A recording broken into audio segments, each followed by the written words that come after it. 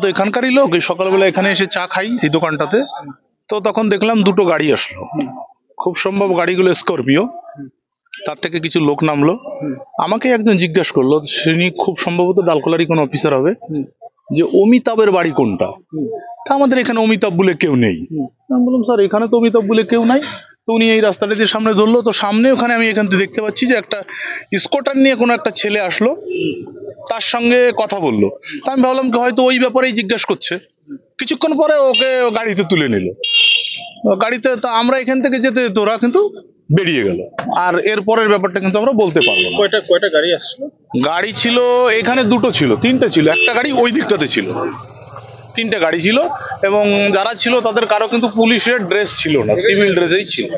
হ্যাঁ, এখানে আরো লোকজন ছিল, তারাও চা খেতে আসছিল সকালবেলা। আমরা কি ধরনের আলোচনা করছিল ওরা, কিছু আজ পেয়েছেন কেন? না না না না, আমরা এখানে দাঁড়িয়ে তো দেখতেছি। আমার কাছে যখন জিজ্ঞাসা করলো যে এখানে অমিতাভের বাড়ি কোথায়, তো আমি বলছি স্যার এইখানে তো অমিতাভ বলে কেউ নেই।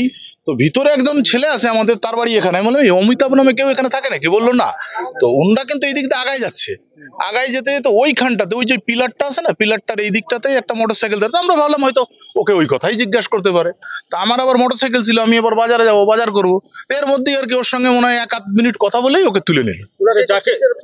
জানেন যে না না না না, চিনিও না আমি যেখান থেকে মুখ করে। তবে দূর থেকে মনে হলো ইয়াং, আমাদের মতোই আর কি। আমার তো ধরেন 40-এর কোটা, আমাদের থেকে কমই হবে, 30-32। কেমন ফেসটা আছে, তার মুখে চাপা দাড়ি ছিল, ফর্সা কিন্তু লোকটা, এখান থেকে দেখা যাচ্ছিল যে লোকটা ফর্সা। মুখে চাপা দাড়ি? হ্যাঁ, মুখে চাপা দাড়ি। আচ্ছা, লোকটা কি পালানোর চেষ্টা করছিল? না না না, সেরকম কোনো কিছু না। ওরা ঘিরে নিল, তো ঘিরে নিয়ে ওনাদের গাড়িটা আবার ওনা এগিয়ে চলে গেল। এবার গাড়িটা ঘুরলো, ওনাকে ভিতরে ঢুকিয়ে নিয়ে ওনারা ঢুকে গেল, গাড়িগুলো তুরন্ত এই রোডটা দিয়ে বেরিয়ে গেল। আমি ঠিক দেখিনি জিনিসটা, মানে আমি এখন এসে শুনতে পেলাম যে এরকম এরকম ব্যাপার, একটা লোককে ধরে নিয়ে গেছে। 3টে গাড়ি আসছিল।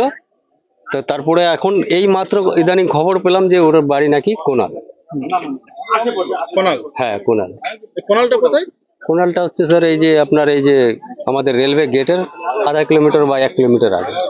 জিগার আমার ভাতিজা হবে। ভালো নামটা আছে জাহানিসার আলম। জাহানিসার আলম। আচ্ছা, কোথায় থাকতো এবং বলেন?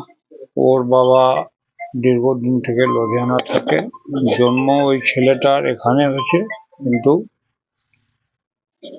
ওরা পরিবার নিয়ে ওখানে লুধিয়ানায় থাকে, লেখাপড়া সব ওখানেই করছে। ভাই বোন দুজনই লেখাপড়া ওখানে করছে। বাবার নাম? বাবার নামটা হল তহিদ আলম। ওখানে কিভাবে তহিদ আলম ওখানে গেল যে তখন ওর বাবাও মারা গেল 9 পাস করার পরে। আর ওরও বয়স কম, আর খাটাখাটনির লোক নাই। তখন আমার ফের একটা ভাতিজা থাকতো ওখানে, যেটা ওরও ভাতিজা সোয়েব নামে। তো ও ওখানে পার্মানেন্টলি থাকতো, সেলাইয়ের কাজ করতো। তো ওর কাছে পাঠিয়ে দিলাম যে ওখানে গিয়ে একটা কোনো ভালো কাজ করবে। তো ওখানে একজন ডাক্তারের কাছে প্র্যাকটিস করলো, তো ওখানেই থেকে গেল দীর্ঘদিন। ওর একটা ভালো অনেস্টি ছিল। যে ডাক্তারের কাছে গেল শেষকালে ওকে ডিসপেন্সারিটা ওকে ছেড়ে মালয়েশিয়া চলে গেল, কিন্তু ও কি দিয়ে গেল ওই ঘরে। ও আজ পর্যন্ত প্র্যাকটিস করছে, নিজের পারিবারিক জীবন কাটাচ্ছে। ওখান থেকেই ইনকাম করে কিছু লোন টোন করে ছেলেকে, ও হরিয়ানাতে একটা মেডিকেল কলেজ আছে,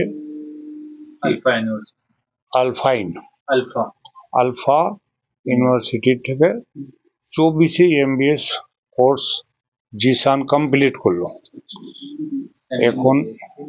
হ্যাঁ, MBBS কমপ্লিট করলো এখন। ওখানে ও নিজের বাড়ির পাশে ওখানে চেম্বার করেছে, ওখানে বসে। আর গত রোববারে ওর একটা পরীক্ষা ছিল এমডির চণ্ডীগড়ে। ওই পরীক্ষা দিয়ে ও বুধবারে আসে এখানে পৌঁছে। ওর মা, ওর বোন, ও 3জনে আসে বুধবার। এই সামনে বুধবার 12 তারিখ। 12 তারিখ এখানে আসে। সিভিল ড্রেসে ওর বাবার কাছে গেছিল 2 দিন আগে। তো বললো যে আপনার ছেলে আছে এই নামে। তো বললো যে হ্যাঁ ছেলে আছে। তো কোথায় ছেলে? তো বললো যে ছেলে আমার বাড়ি চলে গেছে দরকার অনুযায়ী। আর আমি শুধু একা আছি, কিছুদিন পরে আমিও যাব, বাড়িতে আমাদের বিয়েটি আছে, তো আমি কারা যাবো। কারা সিভিল ড্রেসে কারা গেছিল? ওরা সরকারি লোক আছে এখন, এনআই বা কিছু হবে। ইনভেস্টিগেশনের জন্য গেছিল। ওর ছেলেকে খুঁজতে গেছিল ওখানে, ও মাকে ফোন করে দিল যে আমাকে পুলিশ তুলে নিল। তারপরে আমরা খবর নিলাম, তো বাজারেও বোঝা গেল কোনো কোনো জায়গায় যে হ্যাঁ তুলেছে, যেহেতু ছেলেটা এখানে থাকে না, যার জন্য অনেক লোক চিনে না, প্রায় 90% লোক চিনে না যে কোনালের। তারপরে আমরা খবর নিলাম, তো শুনলাম যে না, ওর বাইকটা দলকলাতে রাখছে আর ওখান থেকে ইসলামপুর নিয়ে গেছিল। ফলো করুন সংবাদ প্রতিদিন ডিজিটাল।